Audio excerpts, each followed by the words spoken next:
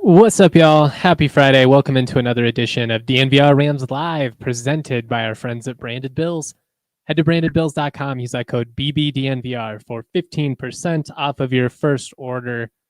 I hope everybody has had a great week this far, or to this point, I guess I should say.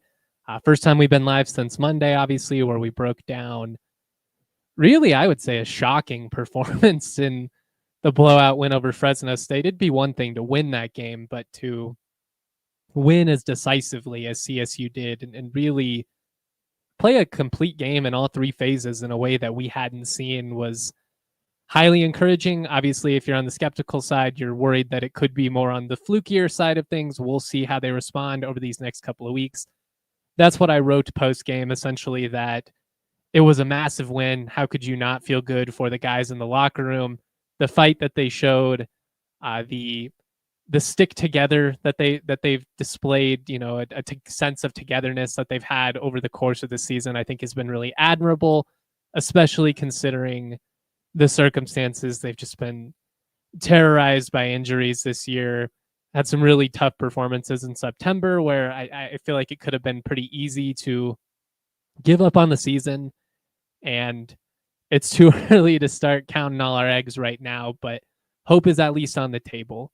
And you never know. I mean, if you would have listened to this show after UC Riverside on the basketball side of things last winter, there's no way in hell you would have envisioned what CSU would go on to do in the spring, the incredible run, winning a Mountain West championship, beating Memphis in the tournament, being a couple seconds away from a Sweet 16.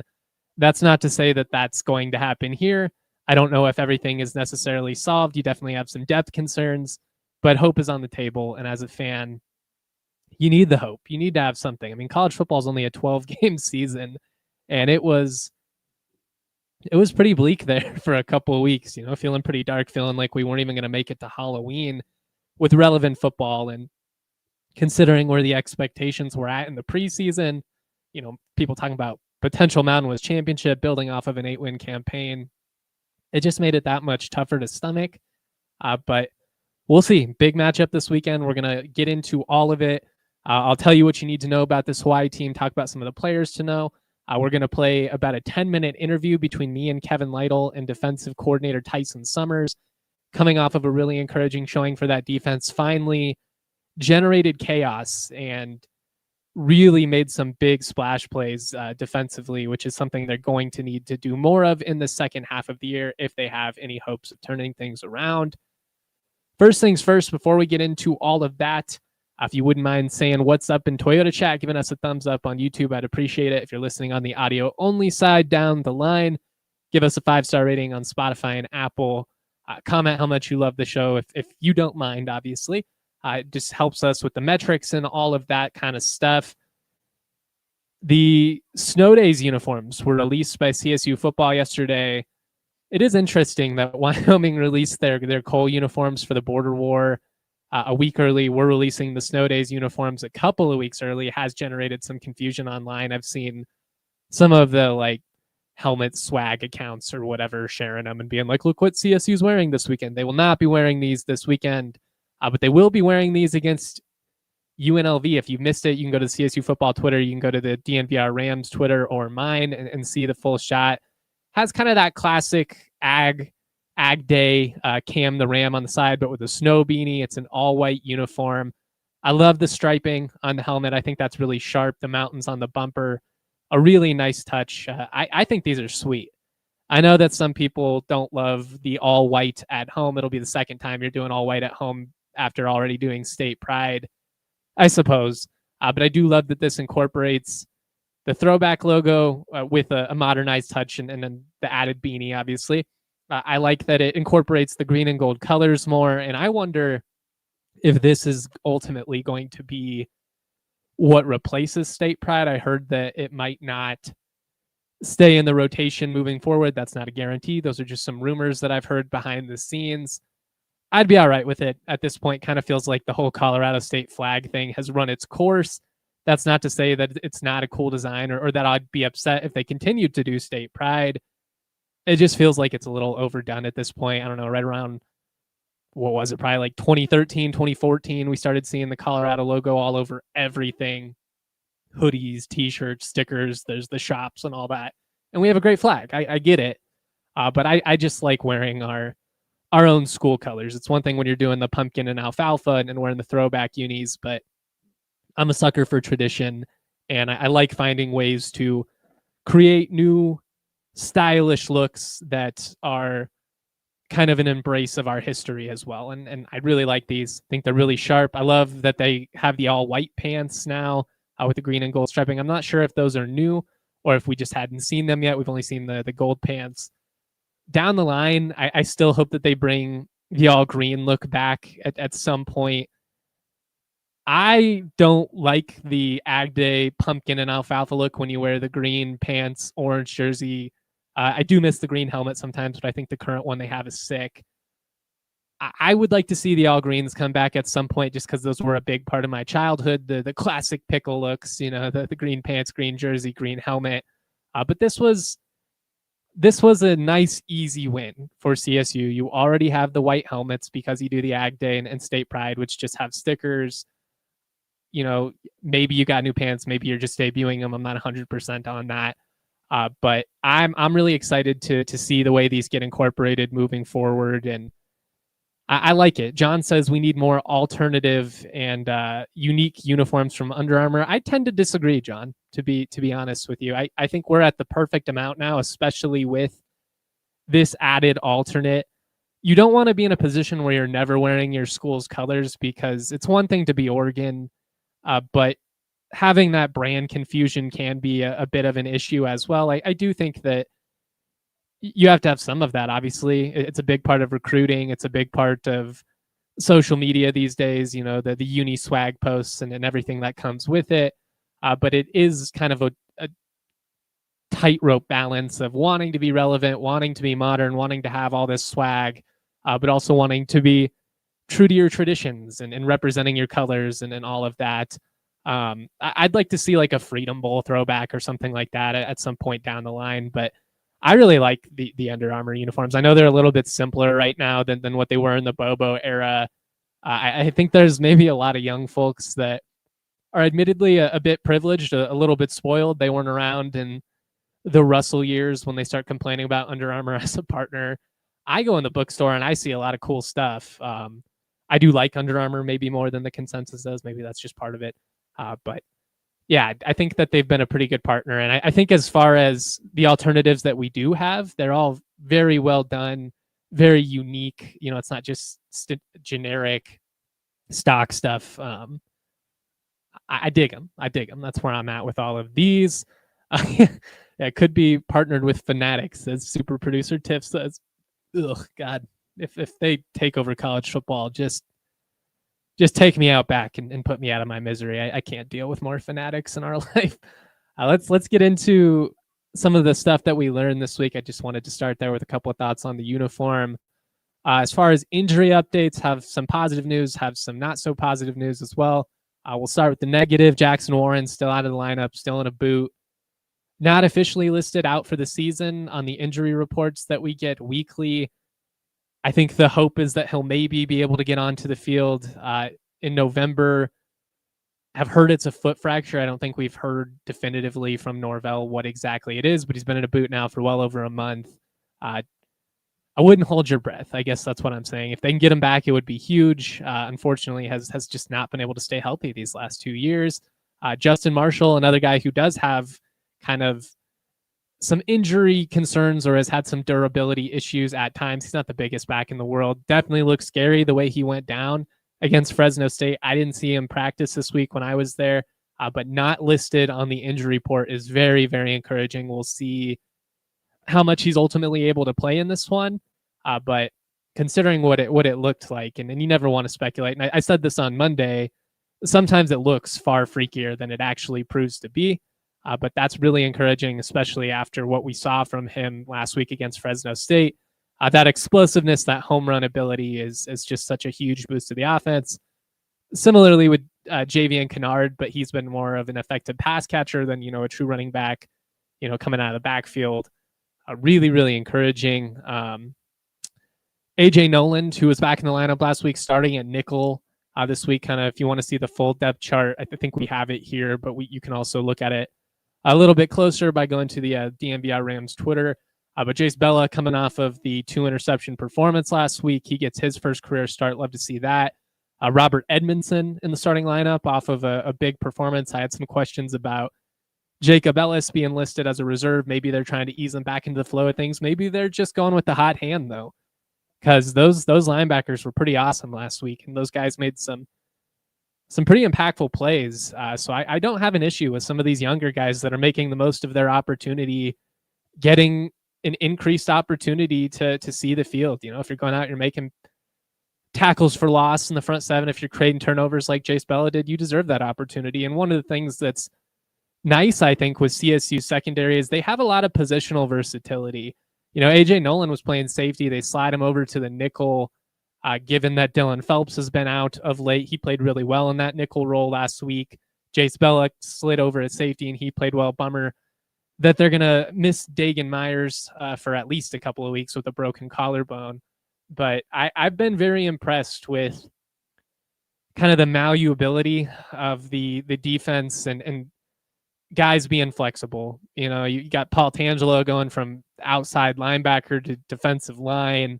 They've had to shift a lot of people around due to injuries, and they might have unleashed something here with some of these younger guys who are hungry and really making the most of their opportunity. Braden Fowler-Nicolosi back on the depth chart. He was out last week with illness, so it's good to see him back, just have that veteran presence in case something were to go wrong. You would not hope for that. Obviously, Jackson Brousseau, I think, coming off of his best game. Nothing flashy, 12 of 18, but a couple of touchdown passes, making good decisions with the ball. He's been efficient, and hopefully he's kind of able to build off of what he did well in that last game, which I felt like was get the ball to guys in advantageous positions. That's both on him and the scheme, obviously.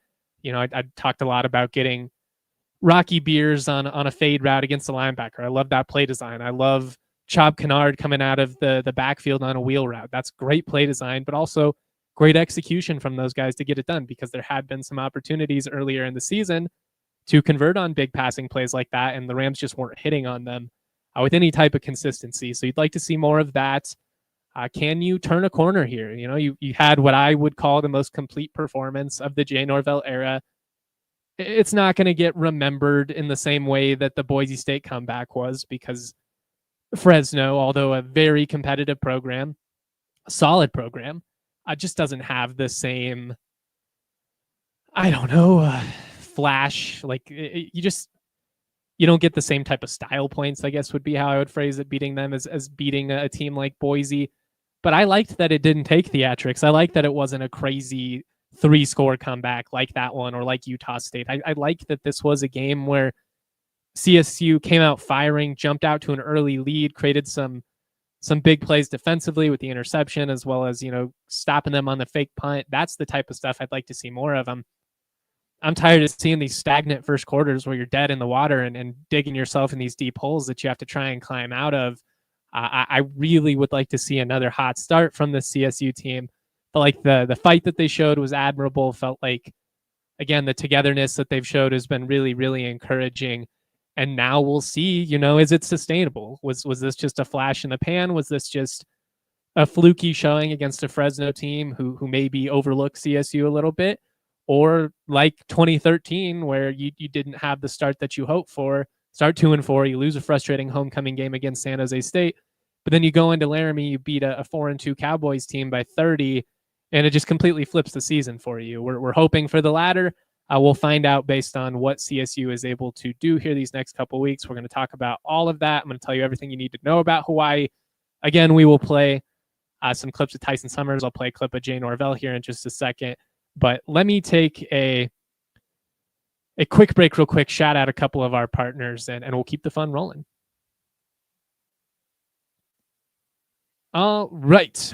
College football is back, baby. There's never been a better time to be a college football fan than right now.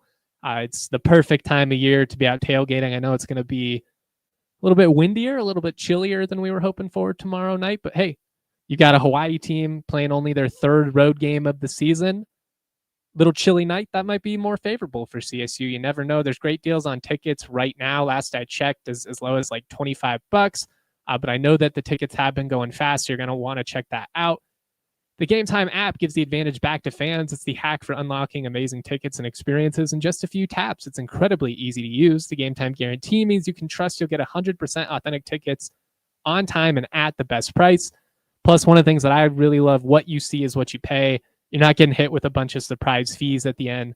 Take the guesswork out of buying college football tickets with Game Time. Download the Game Time app, create an account, use that code DNVR for $20 off your first purchase. Terms to apply. Again, create an account, redeem that code DNVR for $20 off. Tap, ticket, go. Download the Game Time app today.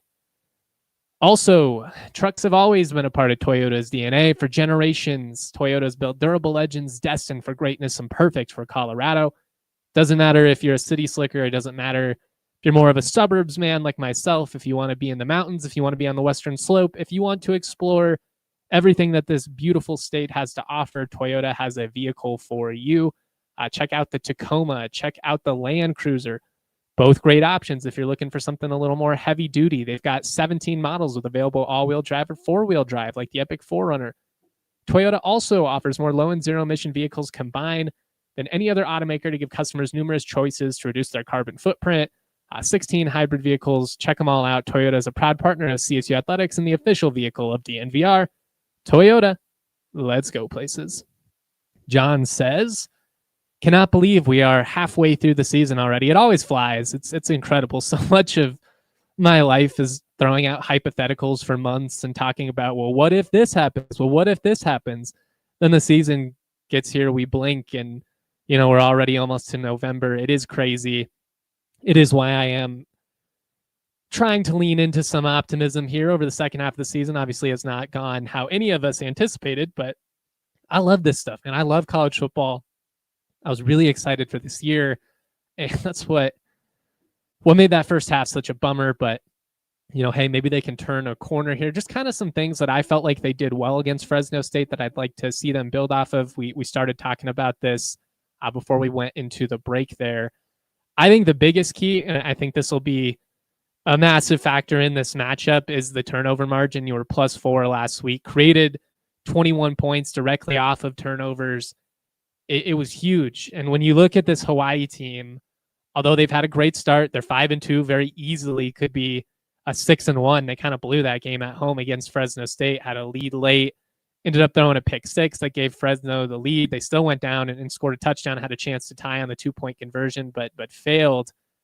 But when you look at the numbers in those games where Hawaii has come up short against the U of A, and then also Fresno State, turnovers were a massive factor. They've thrown 8 interceptions between the two quarterbacks on the season. 6 of them came between those two games. 9 total turnovers in those 2 losses. If you can do some of what you were able to do against Fresno State, maybe 3 interceptions is asking for a bit much, but they have had a couple of 3 interception games this year. If you can create a couple of turnovers and not just create them, but also, capitalize and seize the opportunity the same way that they did last week, not just with the turnovers, but even the turnover on downs. Every time Fresno made a mistake, CSU was right there to capitalize. Seemed like they were going to hold CSU to a field goal attempt. When it's 21-7, they jump off sides. Very next play, you throw a 20-yard touchdown. That is the type of killer instinct. That is the type of response we need to see from the Rams against a very solid Hawaii team. You got to lean on that 4-headed monster at running back. I wrote a feature. Please go check it out. If you're not a DNVR diehard, I humbly ask you to consider becoming one. I get access to all of my written content as well as everything else we do at DNVR. If you're a hockey fan, I think we have by far the best Avalanche coverage in the state. Our guy AJ does just incredible breakdowns. But I wrote about that 4-headed monster. I talked to Jeremy Moses, the running backs coach this week, and just kind of the uniqueness of this running back room. And they're all kind of figuring out their role. They're all figuring out their identity within this offense. Last week, we finally saw it, come to fruition. They got all those guys in the mix. Can you do that again this week? I really hope so. And then, can you identify and scheme up more ideal matchups like we talked about with Rocky Beers on a linebacker, like getting Chop Kennard in space a couple of different times in that game? Because, man, he makes one guy miss. He's a threat to take it to the house on any single touch. And then, I want to see this team have success on early downs the same way they did in the first, second, and fourth quarter. Things got stagnant, admittedly, offensively in the third quarter, but I felt like the process was solid. I know once you start stacking 3-and-outs, people get uneasy, especially given CSU's history. I mean, how many times have we seen the Rams piss a game away like that?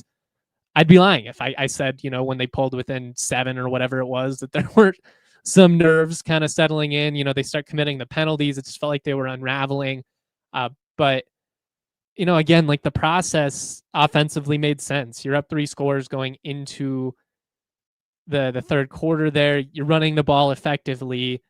It makes sense to lean on those backs the way they tried to. Fresno State, to their credit, they came up with a response. They're really stacking the box. And then, what CSU do? All right, fine. We're going to get our guy in space again. We're going to get Kennard the ball in the flat. And what's he do? Goes for 41 yards, sets up eventually a touchdown scoring drive by Lloyd Avant. And then obviously Dupree finishes things off in the fourth quarter. Find ways to scheme up those guys, because I feel like they can be an extension of the receiving core and kind of bring this offense to life closer to what was envisioned. It's probably not going to be a ton of 4 and 5 wide. They just don't have the receivers for it. Maybe we see more 12 personnel and multiple tight end sets. Carlos Anaya has not done anything really in the passing game. He's a really good blocker, though. You have him and Beers out there. Maybe you see more 2-back sets. We've seen some of that the last 2 weeks, and I'd be down for it. I think it gives you a lot of counters and variations, that you can build off of and introduce play action, all kinds of stuff. But you've got to have success on early downs the way that you did, and you've got to have success on third down. It's kind of overlooked because they didn't have the loudest game in the world, but Armani Winfield and Tommy Maher, the screens that they had to move the sticks on third and medium, and those first 2 scoring drives were huge. You probably don't put points on the board if it weren't for those plays. Need to see more of that. 4 of 12 for the game's not great. A lot of those fails, though, came in the third quarter, early on and late when the game was on the line. Really did a good job there. And to me, that kind of speaks to the toughness of this team. When things were starting to get bleak there, could have reverted to some old habits. And instead, to me, it seemed like they dug deep and really grinded out a win. And to see the emotion of the players and Jay Norvell and what it meant to them was pretty cool. Here's a clip from Monday's press conference. Jay Norvell talking about the competitiveness of the team. Kevin Lytle asked him about Jalen Dupree, who I talked a lot about, closing out that game after looking like he wouldn't be able to get back onto the field. It was really impressive. And I just think the buy-in from this group is still there despite the results. And that's a testament to them. So here's Jay Norvell on that. And then we'll get into Hawaii a little bit more in depth. Trying to hold him out, and then J-Marsh goes down. It looked like he immediately strapped back up to go close out the game. How much of a silent statement to the team is that of hey, whatever? Well, I think you got some very competitive guys in Jalen, and I think one of the coolest things is that Lloyd Avant and Jalen Dupree are best friends. They live together, they're roommates, and they're competing for the same job. And I've had kids like that on teams before that were like that, and it just always amazes me.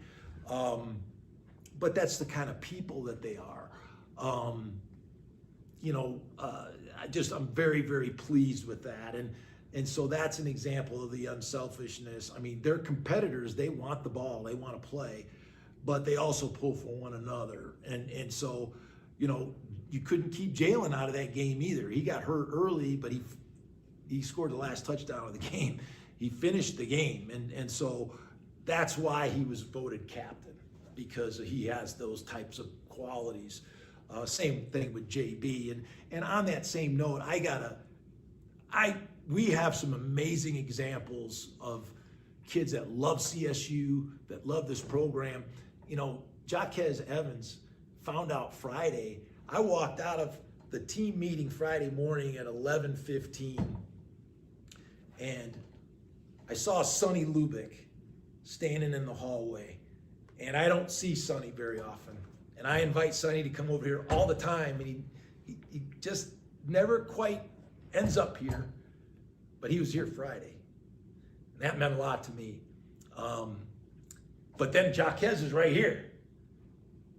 And Jaquez is telling me he just saw the doctors, they're not going to let him play, his career's over with. And I'm looking at Coach Lubick, and I'm looking at Jaquez, and I said, Coach, just give me 1 second. And I grabbed Jaquez, and we visited. That kid found out his career was over Friday.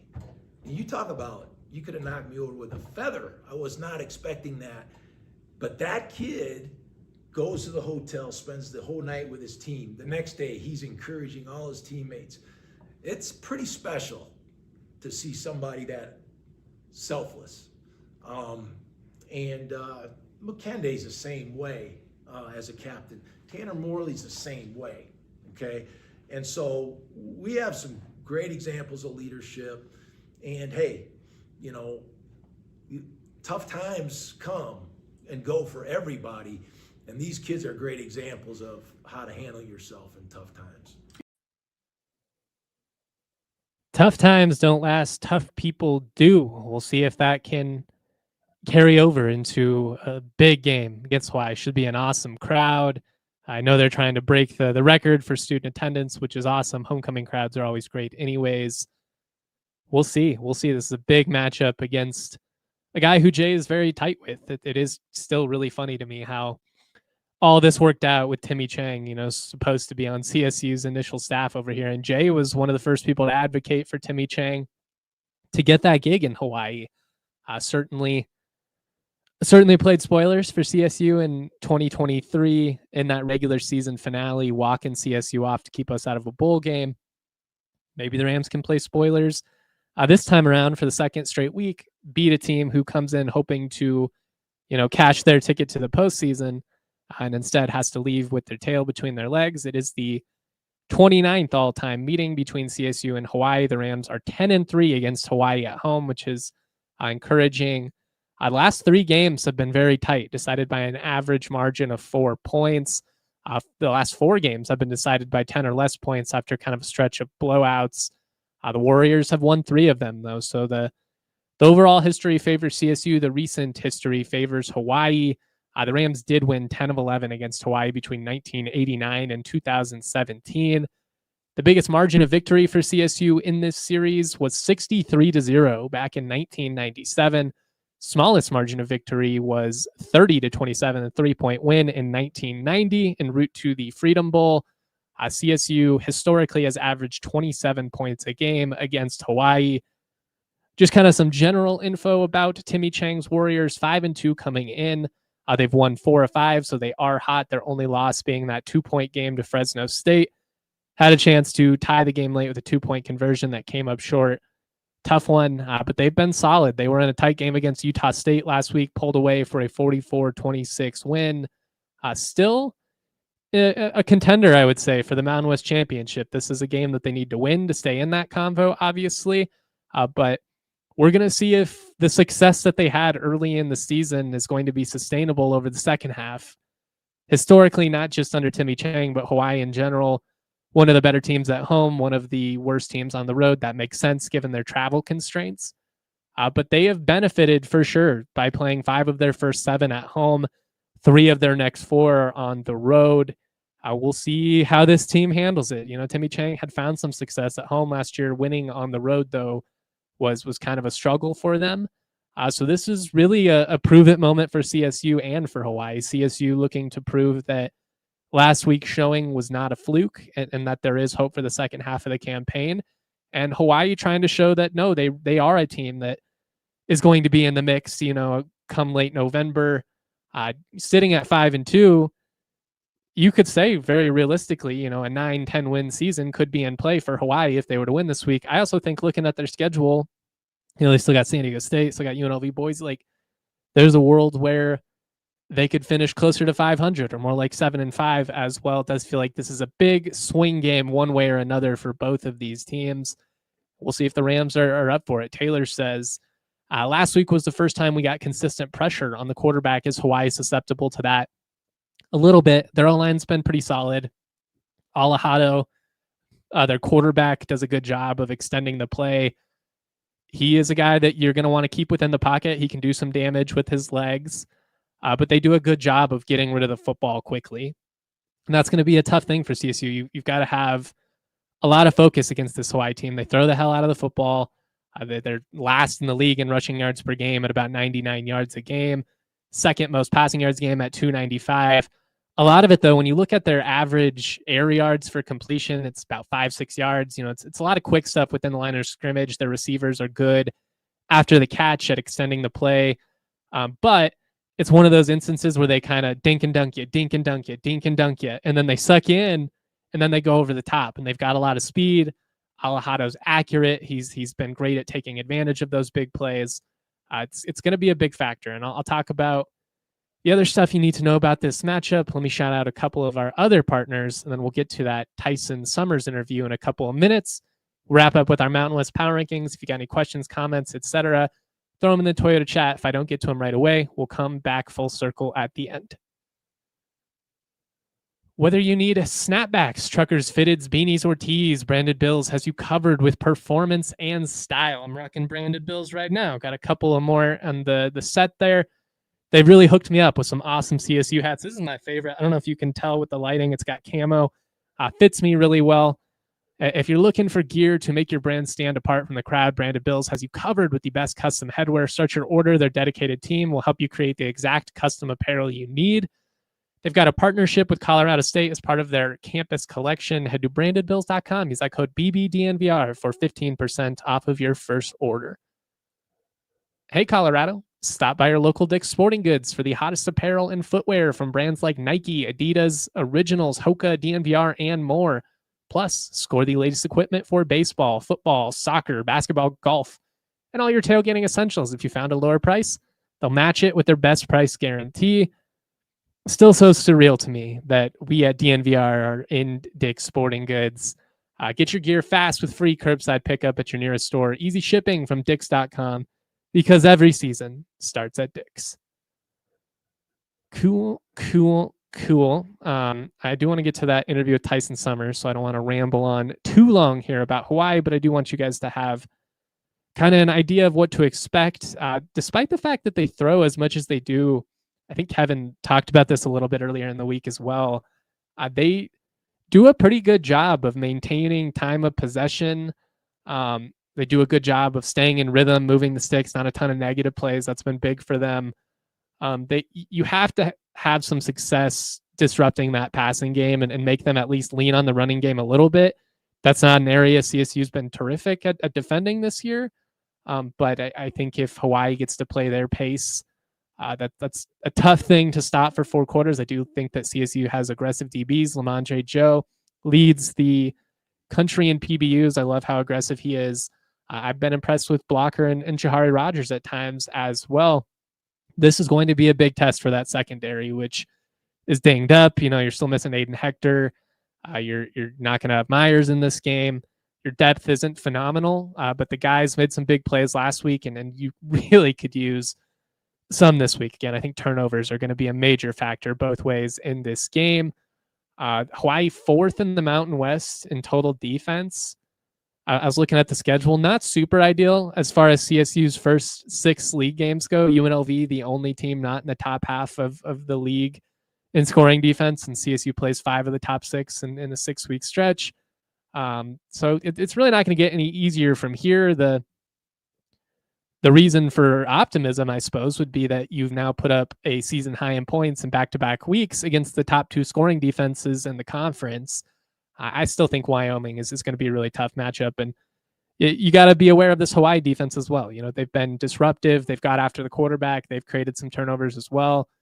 Some names to know: Micah Alahado is first and foremost. He is the stick that stirs the drink for this Hawaii offense. Young quarterback, looks like a young Timmy Chang out there. I mean, if they can hang on to him, he's got an opportunity to be really good these next 2 years, especially, but really coming into his own in that run and shoot offense under Timmy Chang.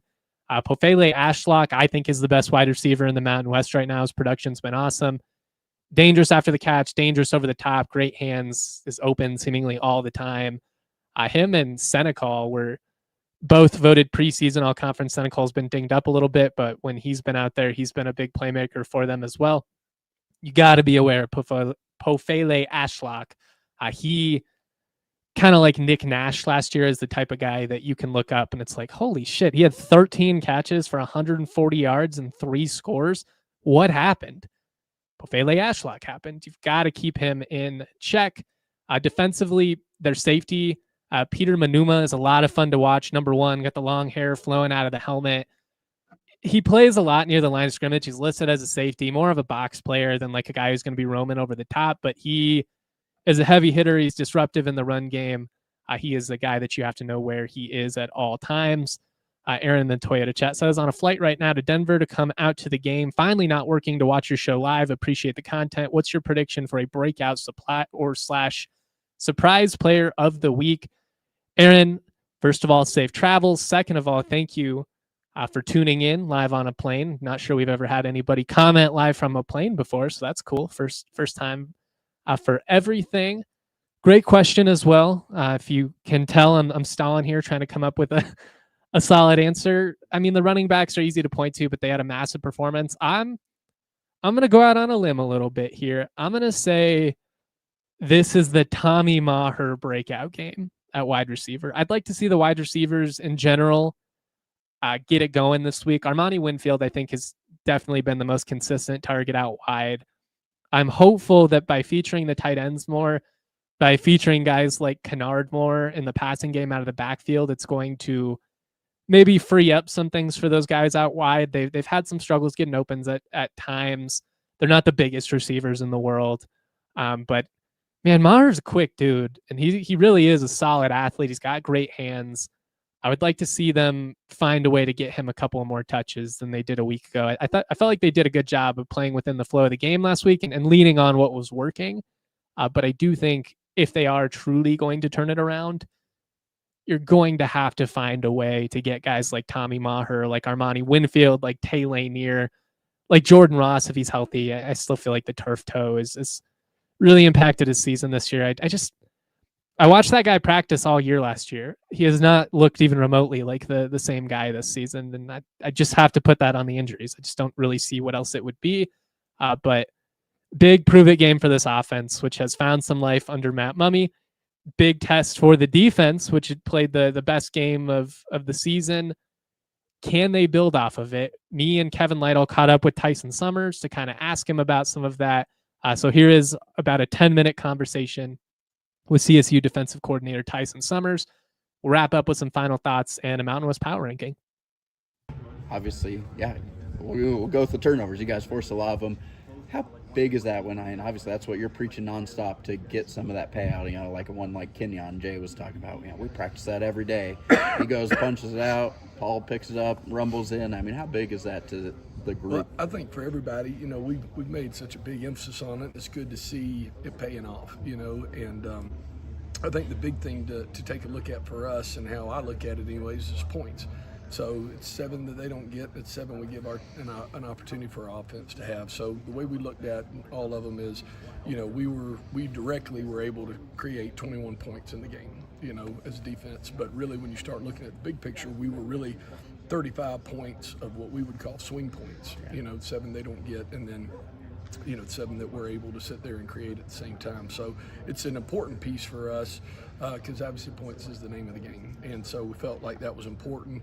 The third down is really where a lot of those things happen. And so, kind of to your point, so many new faces coming in and doing different things, particularly on third down, for guys to be able to come in and execute those is really big. Yeah, and what is kind of your take on some of those guys that, maybe hadn't been expecting a lot of playing time, then with injuries and stuff, they come in. Jay was highlighting Edmondson as one there. Bella comes in. A lot of guys step up. So from the UW game, I think they're, 8 different guys, that have gone out of the lineup that were starters originally, and then even in some of those, we wound up having an injury with one of our DBs in the first series of the game. So it's been awesome to see where just the depth and the rep and all the things that we've been trying to really create since February, take over. And I think those things were still in place. The first 4 or 5 games of the year, we didn't play as well versus San Diego State, obviously, but I think what you see is those things taking over, and again, the game becomes about points. So these younger guys, or these guys that are coming in, having to step up, being able to do that's really, really important. Has this been one of the tougher injury-riddled groups you've had to It work with, I guess? Well, I think this. I think at the end of the day, all those guys are so fun to coach, and I've enjoyed this year so much when it comes to the players that are in the locker room and the coaches that are in there. And I mean, ultimately my job is to figure out how to put guys in positions to be successful and maximize their strengths and minimize their weaknesses. And so we were able to go do that the other night, and players really did a great job of being able to execute what we asked them to. Are you surprised at all by the versatility of some of the guys? I mean, you've had to slide people from safety to nickel. You've had to move the backers around a little bit. Yeah, well, it's a great question. I mean, we talk about that in recruiting all the time. What we're trying to look for on defense, and we are multiple. We can play 3-4, we can play 4-3, bear, and we've got a multitude of different looks on kind of third down. So that's really what we're trying to get to. But it's part of their training. I mean, we spend, the spring and the summer and coming back into fall camp where we may walk in and say, okay, you've been a safety, well, you got to go play star today, But, I mean, we've moved almost our entire outside backer room into the D-line room. And then, then you're going to go, okay, well, we're short here, so let's move you back. And so I think having concepts and schemes and words that mean something really help them to be able to do that. And they've done a great job with the work between the players and the coaches. I think that that's why you continue to see us have, a certain amount of success. You guys have generated a ton of pressure off the edge. I think Nolan was credited with 4 QB hurries in this past game. Just how big is that for what you guys want to do? Well, it's kind of a double-edged sword, excuse me. And what I mean by that is we certainly are a pressure team. We've called tons of pressures throughout the year. But what winds up happening is you don't really wind up with a lot of sacks, because what happens in those things is they get the ball out. I mean, you can see, every quarterback we play, it's they catch and they throw, they catch and they throw. But pressure has got to be part of it. Pressure certainly got to be a piece with it. So we've had to adjust some of the things that we've done, whether it's coverage or whether it's moving pieces around with different looks. And so I think those things of each week trying to find new ways to create pressure and still being able to get the guys to understand the technique that they want is a huge emphasis for us. You guys are young in the trenches, especially after the injuries. Just what kind of growth have you seen out of some of those guys, Moran and? Oh yeah, well, Jack's a great example. I mean, when we first kind of started going, he's a young guy, and a lot of these young guys have really bought in between January and through the spring and in the summer of just what the dedication to the weight room and the discipline and the gaining weight. I mean, I don't remember what Jack was exactly, but he was pretty light, even in January or February. And so to see him, the other night, be a part of 2 different sacks where he's able to take an offensive lineman and really, push the pocket the way that he's done. I think the same thing with Keegan Shank. I think being able to see the growth with Jernias and Alton and being able to come around and, again, those guys that were in our outside backer room 2 weeks ago, now in the ends room with our defensive line and with Coach Johnson, and whether that's DeAndre Gill, who came in the other night and played a lot of snaps for us at the end, or whether it winds up being Kenyon, who's now the starter at an entirely different position. I'm just really proud of those guys because, again, whether it's versatility, whether it's unselfishness, they've been able to continue to help us. Yeah, and I just want to ask about Owen. Obviously, he's all over the field all Yeah. the time, it feels like. When you came in and started getting to know him, what jumped out to you about Owen? Well, I think the first thing is just how he carries himself. He's a very mature guy, very confident, super intelligent, and what you see in all those people that have those characteristics is leadership too. For him to be 19, 20 years old and to be, voted by his peers as a captain, I've never really seen that as a guy that's a sophomore. And kind of to your point earlier, where we're at, he's really the only guy, you know, of the 6 original captains that's, you know, starting and playing. And so, you know, he's really done a great job carrying that torch the last couple of weeks, you know, even to the same point where Jacob Ellis, you know, had been starter and a captain in that room. And he, not just for, you know, the linebackers, not just the defense, but really the entire team. I think he's done an unbelievable job with that. And his play carries through with that, so it gives him the ability to lead the way he wants to. How high is his ceiling? I mean, he kind of looks like a young Brian Urlacher out there with how much ground he covers. Well, I mean, I don't know. I've never seen anybody do what he's doing right now, so I couldn't tell you. I don't know. Like I said, and I've had, you know, some really good linebackers, but instinctually and his ability to, like you said earlier, just the versatility that he has, whether we ask him to cover a man, whether we ask him to pressure, whether he ask him to be the middle backer in a Bear defense, he can kind of do it all. But I think it goes back to, you know, his training. I think it goes back to his discipline and his intelligence, and he's obviously super talented. Do you ever, as a coach, get, like, obviously you're doing a lot in a game, do you get to enjoy watching those, you know, elite players like that?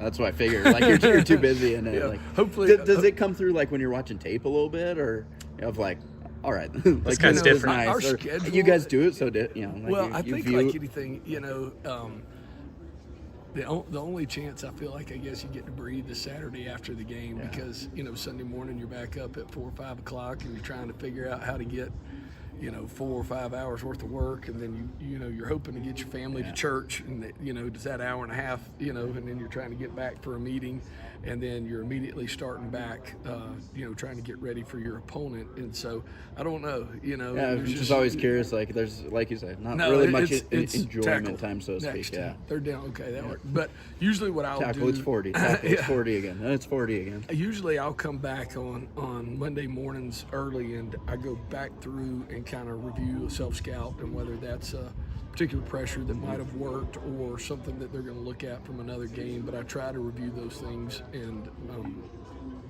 you know, kind of take inventory. So those are really the times on Monday mornings early where I'm kind of like, dang, that was pretty good. Or why did we do Right. that? That was so dumb, Tyson. You know what I mean? So those are usually the times they happen. Yeah, Shout out to CSU defensive coordinator Tyson Summers for taking the time to answer questions from Kevin Lytle and I. Make sure you guys support Kevin's work as well.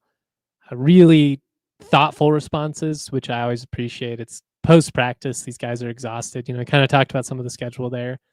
But, I mean, he really went in depth there in terms of some of his analysis with some of the individuals who have now been cast into different roles out of necessity, and to the credit a lot of these guys, they've done a good job of stepping up and you know, seizing the opportunities when they've come. And I always enjoy speaking with Tyson. Just, you know, he's got the Southern drawl, just kind of like a classic, you know, Southern family man talking about church there. He's a cool dude. It's easy to see why players like playing for him. I think also the style that he plays is fun for competitors. It's aggressive. Yeah, you're going to give up some plays here and there, but I'm going to put you in a position to make plays. I'm going to put that faith in you and give you an opportunity to go generate pressure, to play man coverage out wide, to step up and make a play, and not play just not to lose, but actually trying to play to win, which is personally how I would rather go down. You know, I was more of a baseball guy growing up in terms of the sports that I played with success. Obviously played a little bit everything here and there. But, you know, I was always one of those guys. I hated striking out looking. If I went down swinging, even if it was a garbage pitch, I mean, if you're swinging at absolute trash, that's a little frustrating too. But I just hated that feeling of going back to the dugout feeling like it wasn't even in my hands. And I guess, I mean, I made the decision consciously not to swing, but, you know, I'd rather get burned because I sent pressure, because, you know, I trusted my corner to go out and make a play than just letting you get 12 yards a catch all the way up and down the field. And especially against a team like Hawaii, they'll take that. They'll take that all day. Big test for CSU. We will see how they respond. I am cautiously optimistic. I will say, if even the spread last week with CSU only being a 6-point dog after what we saw against San Diego State, I had two different listeners of the show bring up this same point, but it felt like kind of a nod of respect, or at least it felt like Vegas felt like the possibility of a turnaround was there. Maybe like CSU's record didn't necessarily represent what they're capable of. I think CSU being favored in this matchup against a 5-2 Hawaii team is also a testament to that. Big opportunity for CSU to build off of the biggest home win this season for sure. The most complete performance of the Norvell era, the most significant win since Boise in 2023. Biggest win in a couple of years.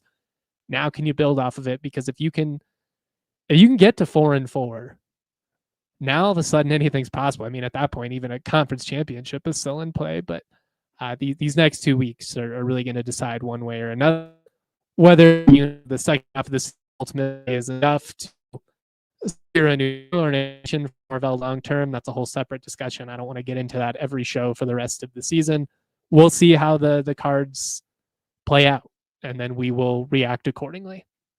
Let's get into our Mountain West power ranking before we get out of here. CSU made a substantial jump. Some of it had to do with how poor I think a lot of the league really is. Part of it is me leaning into optimism a little bit, but it helps when you have some disappointing showings from some of the other teams that were ahead of CSU these past couple of weeks. Just kind of flying through last week's results. The Rams obviously got things started Friday night, 49-21 win. UNLV skanks out another ugly one against Air Force. Wyoming straight steals a game against San Jose State. New Mexico hangs tough, 3-point game against Boise. The depth kind of proved to be too much in the second half. Still liked what you saw from the Lobos in that one, though. Nevada continues to be a disaster. San Diego State was up 44-0 going into the fourth before Nevada closes with some garbage time points. And as we already mentioned, Hawaii and Utah State, it was a 3-point game or a 4-point game at halftime, 24-20. Hawaii ends up pulling away, outscores Utah State 20-6 in that second half for a 44-26 win. Getting into our power ranking going into week 8, I've got Nevada at 12. They've been there all year. I don't foresee a scenario in which they get out of that basement. I dropped San Jose State to 11. I don't think they're the second worst team in the league talent-wise. That loss in Laramie, up 14 at the beginning of the fourth quarter with an anemic Wyoming offense, is probably as bad of a loss as you'll see in the league this year, though. You just can't have it. They just have not been sharp, especially for a team that was picked top 3 in the league. I've got Air Force at 10. They've got the best scoring offense in the conference, which is why I've had some confidence in them at some points this year. Their O-line is night and day from what it's been. They've got a QB that runs their system well. They're running the ball effectively. Man, I think I could score a couple touchdowns on that defense, though. They are rough. They're going to mess up somebody's day, and hopefully it's not CSU, but they're going to screw up somebody's push for a conference championship at some point. They will upset someone just because their offense is good enough. Defensively, though, it's just a disaster, and until they can stop someone, it's just hard to take them much more serious than that. I jumped Wyoming to 9 because they got the win. I hate what they're doing offensively. They're really tough defensively, especially against the run. That's going to be a really hard game in Laramie, don't get me wrong. But they're just so limited because of their struggles on the offensive side of things. They haven't had Gillenborg for most of the year in their defense, and I think he's the best tight end in the league. So that hurts.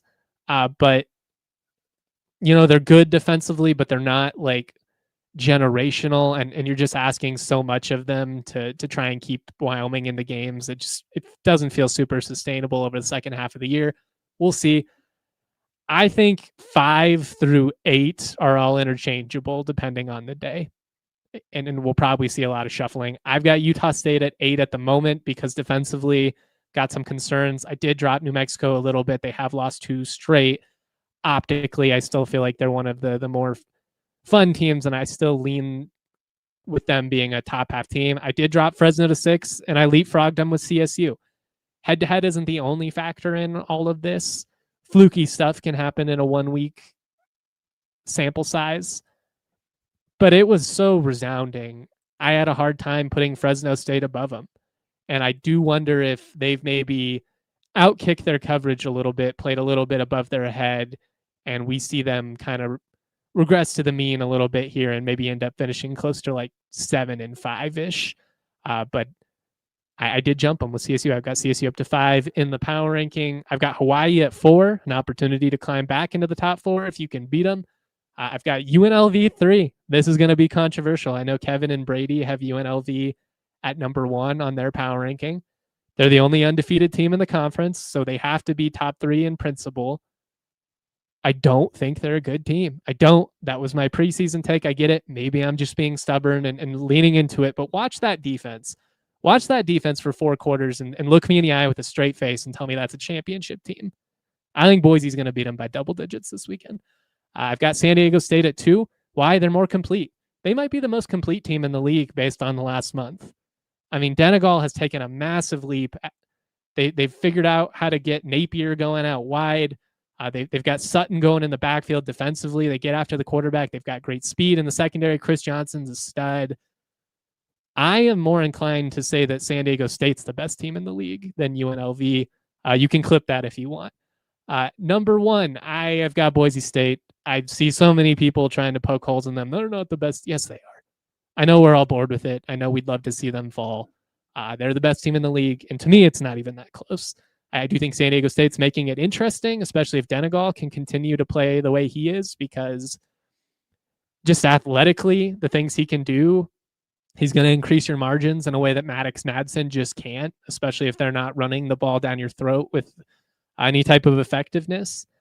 So we'll see. I do think that UNLV and San Diego State can push Boise State, but I think the people that are chomping at the bit to crown UNLV as king shit are doing so a little bit prematurely. My week 8 picks, I'm not going to pick against every game in the league because I think that's just encouraging people to bat on dumb spreads that I wouldn't touch. For instance, I wouldn't touch the CSU Hawaii spread because CSU has been too all over the place. The variance in their performance is terrifying. Give me New Mexico to cover 13.5 against Nevada. Give me Air Force to cover 3.5 against Wyoming. I think they win that game by about 7-10. That's kind of my gut going in. I think it's about a touchdown game for the majority of it. Maybe they pull away, extend it to 10. Our guy Ben in the Twitter chat says Utah State remains difficult to identify, and that's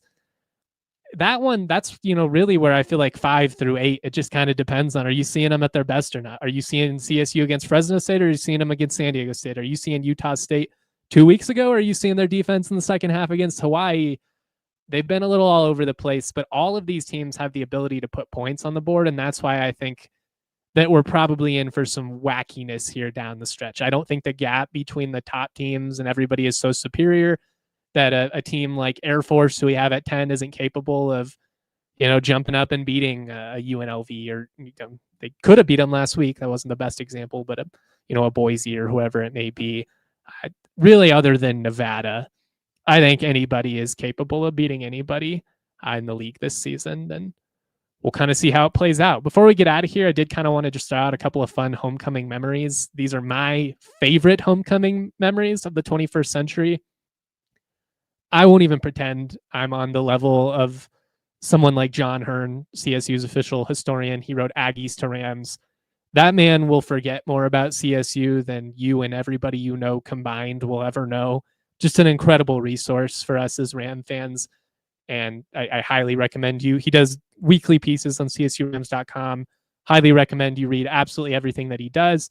He's better suited to talk to you about some of the great moments and, like the early 1900s and stuff like that. Just nobody knows the history like him. I went with my favorite moments from the 21st century because these were the games that I've experienced, that I remember, that I can talk about a little bit more.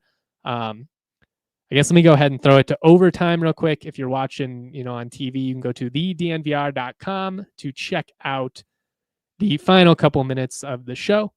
Shout out to everybody rocking with us. All right. At 5, I put the Nevada game of 2017. Probably the most fun shootout that we've had in Canvas Stadium against a Norvell-led team, ironically. 44-42, if I remember correctly. That was a really fun game. Gallup went off. It was crazy. Great atmosphere. Really up until like last year. That was the last time we had a true atmosphere in Canvas Stadium. At number 4, I'm going Air Force, 2005. Kyle Bell had a massive game. Justin Holland threw for like 300 plus yards. The Rams beat down Air Force. Always feels good.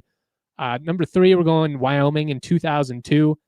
That's kind of when I first found hate for Wyoming in my heart. About 7 years old.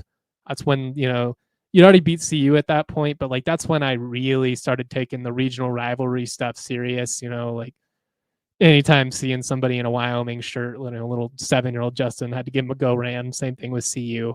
But that's when it started. 02 is when the hate found its way into my heart.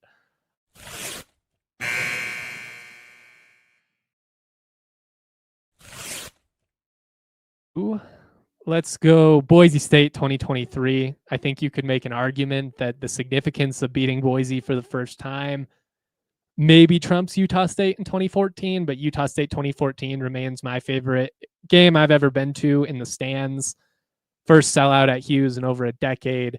To walk off a really good Utah State team and have the students storm the field and not like, Boise State where there's only a couple thousand people, a sold out crowd storm the field like that.